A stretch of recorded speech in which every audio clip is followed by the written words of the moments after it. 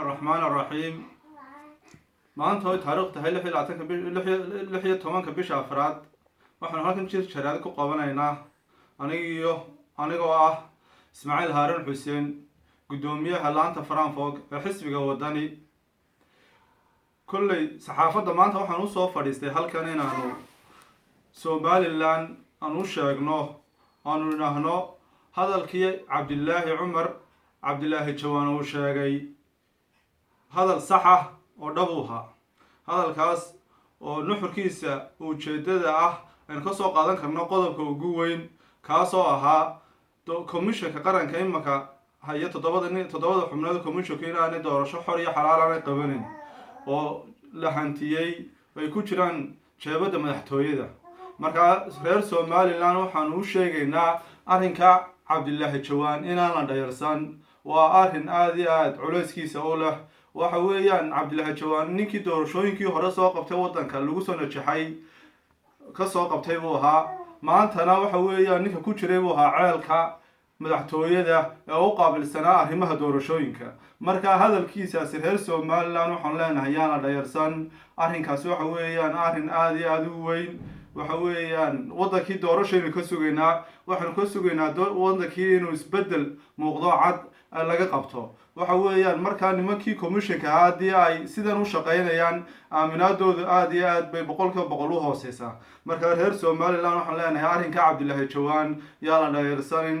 arrinka labaad ee ugu gudbay waxa weeyaan kullay saxaafadda ayaamahan hadalada la isku marinayay waxa weeyaan arrinka Cabdilaahi Jawaan iyo waxa weeyaan Xuseen Axmed Caydiid oo ka dhawaajiyay dhaliilo badan oo madaxtooyada leedahay amba xisbiga kulmiya uu leeyahay ayay ka dhawaajiyeen waxaanu arkaynaa inamo aan xil hayn amba inamo la leeyahay in uga jawaaba suuqa waxa weeyaan xukuumaddu marka xukuumad tahay afayeen bay leedahay afayeenka xukuumaddu waanu shaqeeyaa waxa weeyaan xisbiga mucaaradka xaq buu leeyahay inuu dhaliilo dadka marka madaxtooyadu waa inay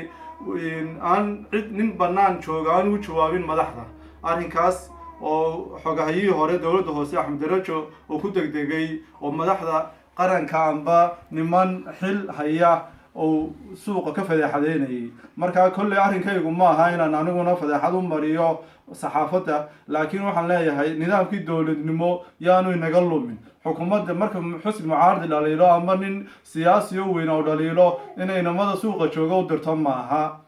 hadalkayga intaasaan kaga baxayaa imikana waxaan kusoo dhaweynayaa gudoomiyaha ku-xigeenka Germany ee xisbiga wadani Mujaahid Abiy Jibriil Colow sidoo kelmada isaguna kooban halka inooga idhaahdo bismillaahir rahmaanir rahiim sida gudoomiyaha gobolka Frankfurt sheegay amba gobolka Haysan bay Ismaaciil Haaran urtkoley inaanu arrimaha maanta halkan kaga hadalno ay ugu waaweyn arrimaha maalintii Cabdilaahi Jawaan ka dhawaajiyay iyo arrimo badan oo imika ka taagan wadankii inaanu kaga hadalno maanta halkan soo fadhiisanay waxaan ku horeyn doonaa horta marka hore arrinta anigu shakhsiyan waan soo dhaweynayaa Cabdilaahi Cumar Xaaji Cabdilaahi Jawaan waayo waxaan u soo dhaweynayaa haddaanu nahay beesha gobolka Hawd iyo degmada Axmed Dhagax awoodooda ugu badan degantay gobolka kale Somaliland ka midna degan كل ما أنت وحنا عبد الله السياسي يقول وين أنا قاعد على سياسيين وين هذا عرس كراهيد حسب كل مية كل عبد الله ده عرس يربون نبوكير لايو ما دامو حسب وضنا عنا نقول نهاي وودي أم بس سياسيين مثلا كراها أما بيش شوي تغير ما تحسب وضنا سقوط دقر شويتين السياسي يقول هي قبل كهود ترى نقول لك اللي أبوها ما أنت هرتو وسود وين يس عسيرات ديسا يوح بدنو ينور شيء ويا عبد الله هو سياسي ربع الضايع وإلا السلام إلا أساس كي كده واقستي سومالان وها قدومي قرار حياة السلام مركي دمنا وبرلمان كوجو قدبي قدومي حويني وقدومي وكسر مري إلا قدومي وريو كمشن كوها إلا كحجانها وينوين دورشوي كي حر يحراش هاي وقبطي سياسي ربع الضايع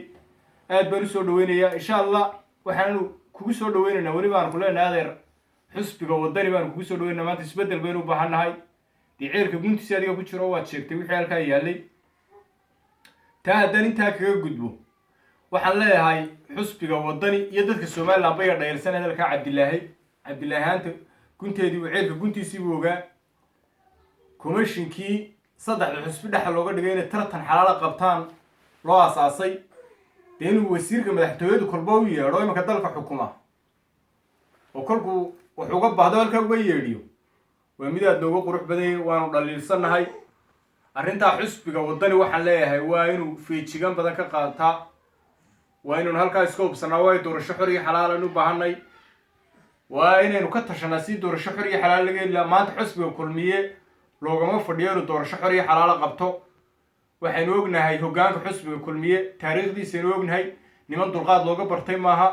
niman doorasho xalo inay usoo diyaariyin looga bartay maaha way ogyihin inaanay maanta dadkii haynin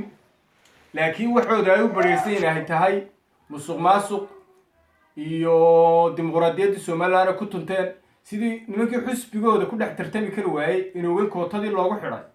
dee maanta u malayn maayo inay doorasho xor iyo xalaala qabanayaan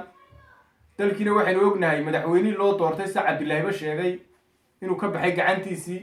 cidaan la dooran gacantiisii ku jiro markaa bal horta xusbiga waddani waxaan leeyahay hoggaanka iyaga annaga madaxdayada arrintaa waa inaynu talo qaran ka yeelana taa intaasaan kusoo gaabinayaa insha allah waxaan leeyahay xusbiga waddani aynu talo badsanno iyo xusbiyada kale mucaaradkaaba taa haddana intaa kaga gudbo sidaa ismaaciil haaruun sheegay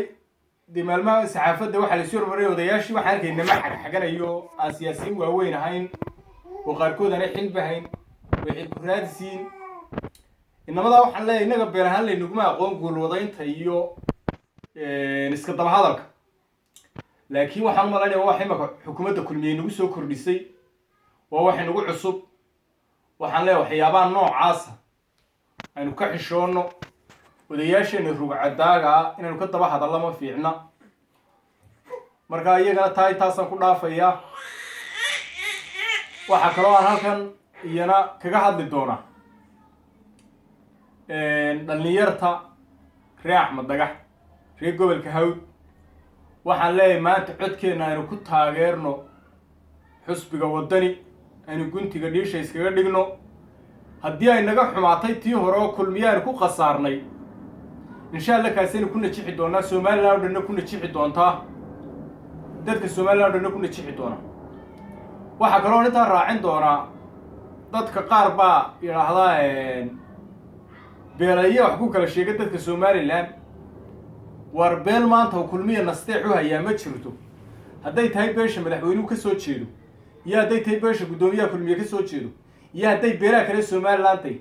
kulmiya cidna nasteex uma hayo ee in yaroo burcadoon beele lagu tilmaami karin oo ay suruursatay ayaa awooddii dalka iyo dhaqaalii dalkuba gacanta u galeen waxay doonaanna way iibinayaan waxay doonaan way xaraashayaan hadday airboort noqoto hadday dekad noqoto waayo waxaa tusaale kugu filan oo ku tusaysa inaanay beeltaasi ahayn dee madaxweynuhu beeshuu ka soo jeeda waa beesha abaarta xun ugu dhacday waxaynu tiifiyada ka daawanaynay dee deegaamada u dhashay madaxweynuhu oo dadkii ku dhimanayaan oo qaar umulaaroorayaan oo qaar gaajo isu dabayaan taasi waxay ku tusaysaa inaanay beelina xukuumadda wax ku qabin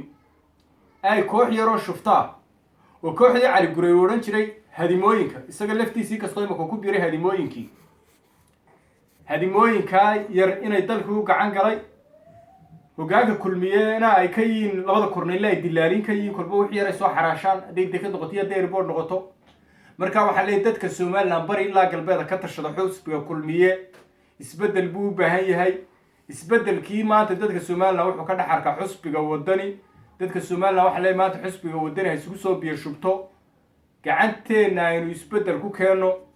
dowladdii militariga ahayd ee sidaad barradda waxaynu la badheennay inaynu qori isbeddel ku keenno laakiin maanta waxaan leeyahay gacanteena iyo farteenna aynoo haysa arrintaana say doorasho xalaale oo xori u dhici lahayd aynu ka wada gaashaaman haddaynu nahay shicibka somaliland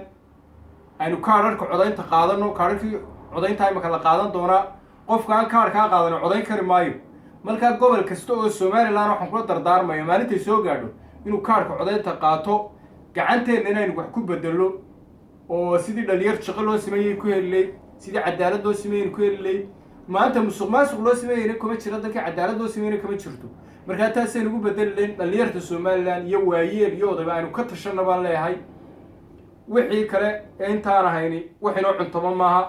taasina maanta xisbiga wadani way inooga muuqataa. wasalaamu calaykum waraxmatullaahi wabarakaatu. aad baan u salaamay dadka somaliland mar labaad wana mahadsantihiin. taasaa inoo ballana.